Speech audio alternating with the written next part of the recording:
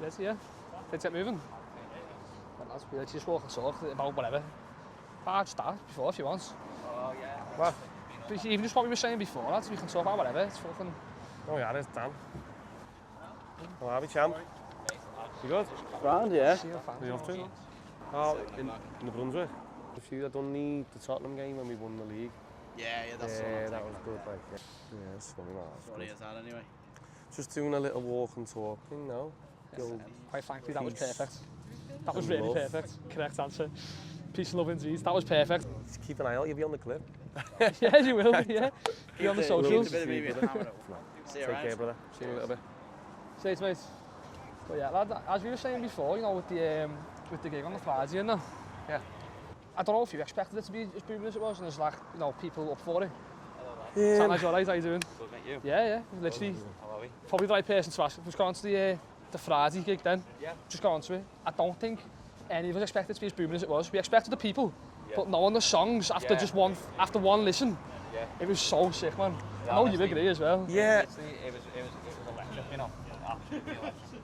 And Liam will probably back it up here. I had a suspicion going in the whole time. I kept saying to the lads, if we get the tunes right, because the biggest fear was the band, because it was so quickly put together. I was like, if we get this right, I knew in my heart the potential there was to take the roof off. Yeah. I just didn't know if it would or what. It was like, so you couldn't really speak about it. I kind of like the idea as well, love playing places where no one knows you.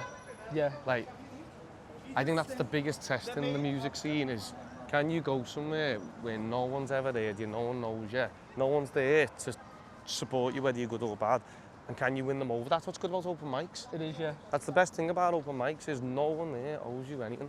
So you turn up, you play, and if you grab the room's attention, it's like...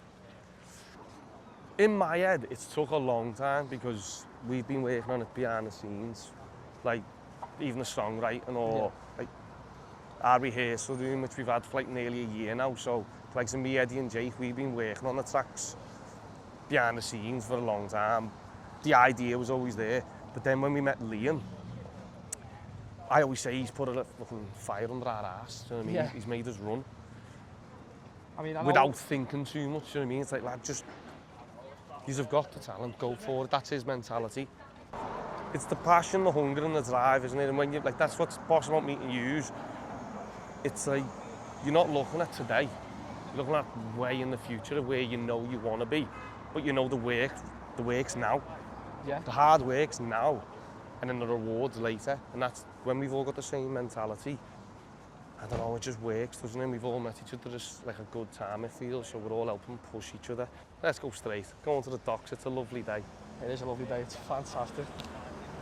And going to by the live buildings now, you know. Yeah. Look, what was it? Ed Sheeran says it all the time, doesn't he? He goes, you learn more from the lows than you do from the highs. Yeah. You learn more when you're struggling or when it doesn't go to plan than when you get there and it's easy. I fully agree, yeah. There's no challenge in that. We've had our challenges, you know, we had them at the start, we couldn't get the equipment, the people. And I don't know where, we met you, we met Jack, we met Eddie through you. We've met these people out of nowhere. And you're meeting people through us and we're meeting people through you. And mate, it's really... Listen, it's all about helping each other, isn't it? And the more people you meet, you want to help each other, the better. But again, that's what I love about it. I always say, I love playing on events with top talent. Yeah. Because this is no disrespect to anyone who I've ever played with or whatever, but I've played on I've played on events with bands that aren't that great, aren't the best. You kind of know it going in, or you kind of realise it on the day. And then I've played with people who have exceeded my expectations, or are going to be amazing. And you always play better when you're with them ones. So again, you know me, I compare everything to footy. Yeah. It's like playing against a good team. You play better. It's like the derby every year. Yeah. It's like you got to raise that level. We're about in the league, we still push ourselves because we can't get beat by them. Yeah. You need that competition, and got to win the game 2-2 and that haven't we? It was a 2-2 win. That's on my birthday as well. No. But when Morgan and Ava both played, it didn't feel like... It was competition, of course it was, but it wasn't like a, I want to be better than you. You just all pushed each other. It was really nice. It was like... It felt really like a well-rounded gig, and no one was there just for you or just for Morgan. Everyone was there for everyone. Yeah, everyone was there for a good time. I'd say that there's people here who go to a lot of gigs or who've played a lot of gigs, and they all said the same thing. The atmosphere was electric. Oh, mate. Just, like, which is... I've got to give the love to everyone who came here, haven't I? Because, again, that's what I kept trying to say to people on the night. We can't do anything if people don't turn up. No, of course not. And even better if they turn up with... That's me. Bless you. Do you think a part of that's down to being from Liverpool? Like a herd mentality, sort of. If I do well, I want you to do well with me. Possibly. Like, I have found in Liverpool the last like 18 months has changed a little bit. So it used to be very, very positive on the music scene. Yeah. Like everyone used to back each other and go to each other's gigs and share each other's posts and everything. I think that's half stopped a little bit. I guess it's because it's so competitive. Yeah. But I've also seen it creeping back in again towards this summer, so maybe people are realising that we actually all need each other. You offer things that we can't, like the music. I can't sing. Well, I can play guitar, but... But that's it, it's talented. I said this to someone the other day, and everyone's got their talents, haven't they? So it's like, well, see, I think I can sing and be a frontman, that's where I think my talent is. What you do with the cameras and the promotion and the way you present everything, like, I can't even fathom that. Yeah, I know what you mean. Do you know what I mean? So it's, if you can build a squad of people who all want to work on a project and push it to its absolute maximum, and it's only going to go better than if you try and do it on your own. It's how you go. Well, that's it. The open mic at Shenanigans, I don't even know what brought you in there originally, but see, I love it in there anyway because it's kind of like a bit of a wolf pit. It's like, it's like you're either up for a laugh and a good time, or you don't belong in there. Yeah, a little bit, yeah. It's just it's that kind of wolf pit where it's like if you come in with a bit of a bad attitude, it's like no one wants you around there. Of course not. I mean, again, I've already mentioned that I met you there, but I met Morgan there. I've met so many people there, and we all have really. It's sort of the home of everything to me. That's where it all started. Yeah. The roof on Shenanigans. You've got to be a bit selfish. You've got to be a bit single-minded. So I want to be the best. Of course you do. Because otherwise, what's the point in doing it? Yeah. But I also am a realist, and I know it might never get better than it did on Friday. That could be the absolute pinnacle of my career. But I said to you on the night straight after, I was like, it's only scratching the surface of what I want to do, or what I want to achieve. I'm not saying that'll ever happen, but the only way I see you can do that is if you use the people around you. I don't mean use as in use, I mean as a team. Yeah, I understand build a squad, build a fan base, build people who you love and they love you, and see what you can achieve. Because I say, again, it was what I was trying to say before, like, you can't do it on your own. I tried for like 18 months, 2 years of gigging on. I just thought if I write songs and sing well and put shows on, people just come, because that's all you need. You just need to be good at something and people will come and support you. Life doesn't work like that. It doesn't. What you need to be is, say, kind of lose the ego. Just kind of bare your heart and be like, look, I want to do good. I want to do good things. I want good people around me. I want to share all the goodness with these people and see what we can create. And as soon as I kind of adopted that mentality, I met you, I met Liam, the band's come together. That show the other day, I've done multiple original shows and nothing's ever felt like that. I've just had the flashback now to that. Yeah, it was literally just the open mic. One of you just came with your cameras one day and took pictures, and I was just chatting to you. Can't remember how.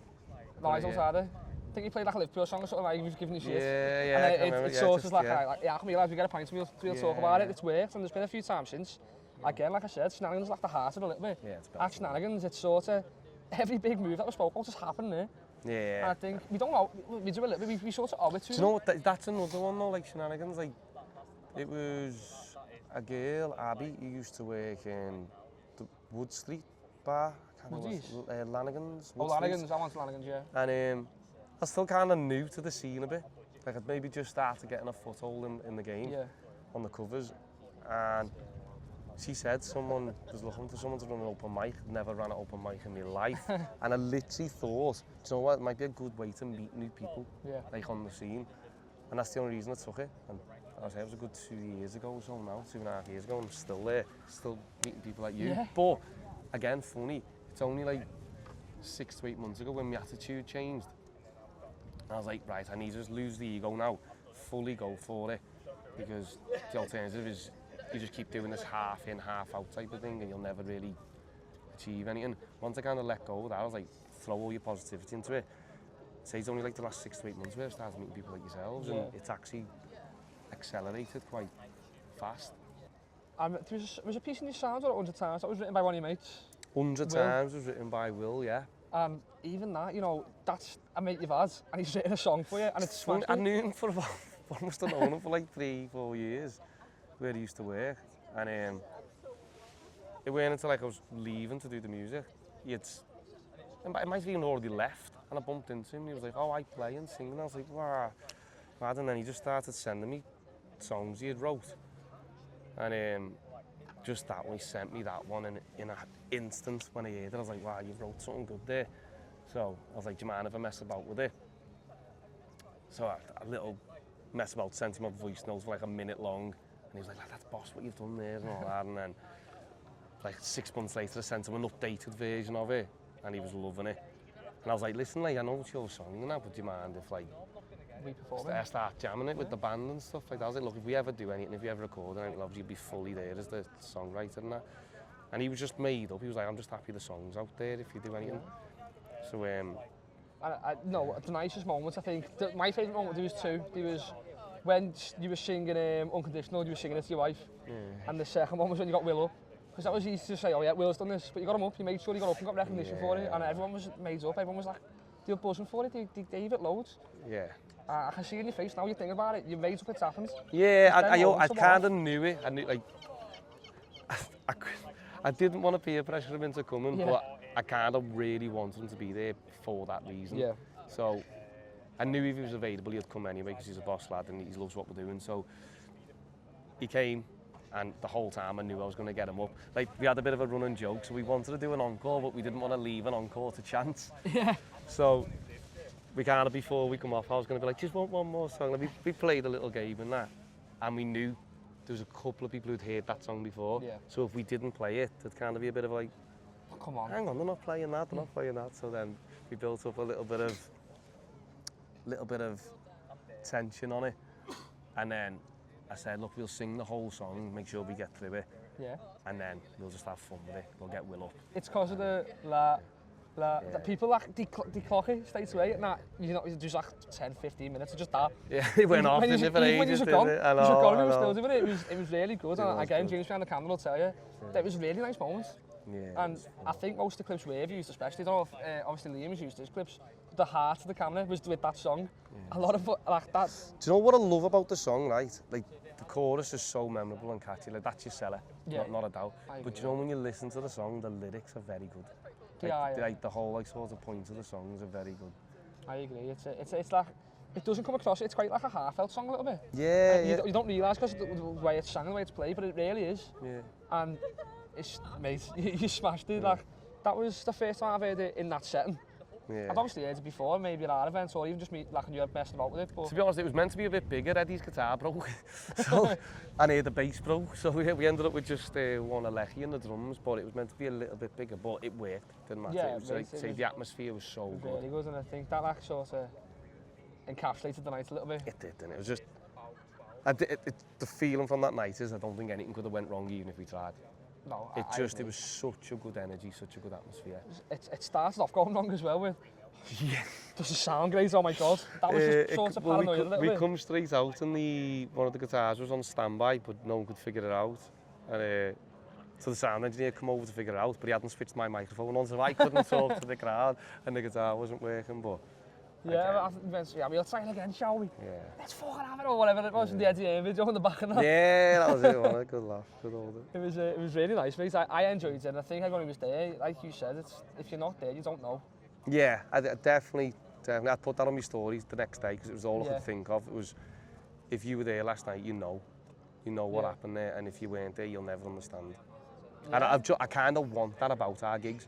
I want people to, like, buy our albums or listen to our songs and that, but I want people to come to our shows and be like, like, you've got to go and watch Jamie You don't get Higgs. like little stories in between. You don't get like little ad-libs adding. You can obviously, if it's recorded, of course you can, but it's not the same as hearing it live and sort of face to face. Because I was stood to the right looking up at you, saying all these like pretty much just a mad story about every song, and it weren't just straight in. You made sure you interacted, you made sure you spoke to us. It was nice, it was really good, I really enjoyed it. And I know a lot of people did. Yeah, I made it, you was there, I made up everyone was there, so it was, can't wait to do it again. But, one thing that I respected really, you made a point of making sure you saw everybody. If they were still there at the end, you went over to everybody. And I think I purposely at the end was trying so hard to speak to everyone. If I didn't speak to the apologies, I was trying my best to speak to everyone. Because, again, it's that point, if no one turns up, I can't walk on stage and give it the big uns like that to an empty room. So I mean, like, you need people to come and support you and be there, and that's why they're all just as important as myself, because if no one's there, I'm not me, and I'm not there doing that. No, so I need everyone there to be there singing along. To be there, everyone's there, you know, to be there. Yeah. It's not there because they owe it to you. Yeah. Because I could have easily gone, oh, be arsed. And like, I think, again, that all comes back into, that's the biggest thing I kind of realised, like, strip back that ego and that, it's not about me. It's not about, I know I get to be the front man or whatever, but it's not about me at all. It's about everyone in that room having, just switching off for an hour. Yeah. Just 2 hours with the sports or whatever, like, just switch off and just enjoy all being in the room, sing some good songs that come from the heart, that, like, I think apply to most people, because I feel like everyone else. Yeah, I mean, you look round, why not? That's it, yeah. You know what I mean? You've probably performed in some of the best and worst places in the world, you can imagine. Yeah, obviously, Anfield's up there. Yeah. Then maybe that empty room and the booze around the corner is down there. I think it was the next day after the Tottenham game. I can't remember. It was round about that time anyway. I went and played. I'd been booked for a private party at a health and fitness event, but I was booked to play at the end. But it was like their first one. They didn't know to go. By the time I got there, set up, whatever else, everyone was going, and I ended up playing to 3 women. Yeah. 3 women in this room, and we had a ball. It was absolutely good laugh. Donna and the girls, if you've ever seen it, you know it was a belter. And we just had a laugh. And I don't know, again, it was just kind of that reality check of a year before, if I had done like an Anfield gig playing to what, 7,000-8,000 people, I don't know how many. Maybe even more. Yeah, maybe even more. There was thousands of people there, and then to go and play to 3 women, it can damage you, bruise your ego. It can make you put you down a bit. But I've lost that now, and it's just like I just want to make people happy with music. That's the one line I think that's gonna. This whole video, that one line sums it up. Yeah, man. No, spreading positivity through the music. That's it. Through art. It's an art, isn't it? It's an art form. Yeah. And even just being a character is an art form. I can never comment on that, can I really, to be honest? But No, I'd like to I think people look at me and go, there's a good man. Yeah. I mean, there was one of the lads there, and I'll tell you after we finished it, because he was done in. Yeah, I think I know what you mean. And he was going, I thought, lad, I've seen him in the worst of worst places. No, he was shit when I saw him, but he's better than me, and he's pushed me to this point. Yeah, and we were all there for that reason. Yeah, and you're on people's backs, but not on your shit, way in it. Well, again, I think people like to see the growth, though, don't they? Like people want to see you grow and go through the shit. They want to see you, like people who've seen me at the start. Like, I've played in bars that never asked me back because I was bad. That's where it started. On the night. Yeah, that's where it started. Yeah. Now I'm lucky enough to be in a position where I can play in good places because I can. I mean, there's something that James says, and he says art comes from the beauty of pain. Yeah, that's a good line. I might have said it wrong, James. It's close enough. That's like his one line he always says, and I'm sure you agree because you are an artist. Yeah, like, because I try and be a happy-go-lucky guy, but if you listen to most of my songs, they're quite... There's pain in there, just me, that's where it comes from, because at the end of the day, everyone goes for it. Yeah. Like, a lot of my songs aren't even always about me. They may be about how I feel about certain things and that, and it's art party always comes out of it, but, like, say me and you get bevied and have a conversation, it's mad what people can tell you. Yeah. And it can strike a chord within you, which literally the chord being the key word there, because then I'll go home and it's a chord, and when I songwrite, it's like, as you hit the chord, it strikes something. It's like it hits like spark, that's where the creation of the writing comes from. It's like that's why I have to write the music first, because it's like, what's that music speaking? What's it saying? And then the emotion kind of comes out, and then it's just about hopefully being smart enough to pick the right words and the right melody. Yeah, I do think with part of your songs, that's why I do genuinely like them. There's somewhere that maybe you go, not my type of song, and there's somewhere I go, that's playlist. Yeah. I think a lot of it's relatability. It's a lot of it, you know, you can see yourself in the song a little bit. Yeah. And one of them is Unconditional. Yeah. Because we played it on YouTube literally last night actually, and you can see yourself in it, sort of, in that situation, when you listen to it properly. Well, the beauty of that song is it's wrote about several different sorts of situations and people, but it was the connectability between everyone in all them situations that made me realise, wow, we all go through mad pain. Yeah. But when it's with people who we just love, whether you want to or not, like blood, love there, that sounded weird, just say blood out loud. But when it comes from that sort of place, it's like, I'll support you and I'll love you anyway. Yeah. Even though maybe you're being a dick and you're doing something wrong and something I don't agree with, and I'll still stand up to you and I'll still argue about it. Yeah, of course. But at the end of the day, even if we're annoyed, I'll still love you. Do you know what I mean? You just can't, there's nothing you can do about it. Yeah, to be honest with you, I think that's a good place to wrap it up overall, because you've got studio to get to now. We've got rehearsals, poor Jake's in there putting skins on drums. There's still bottles and everything in the room from Friday, so that's going listen, clear. thank you for coming as well. I mean, literally, we really do appreciate it. Anytime, nothing but love, Right, peace and love, innit?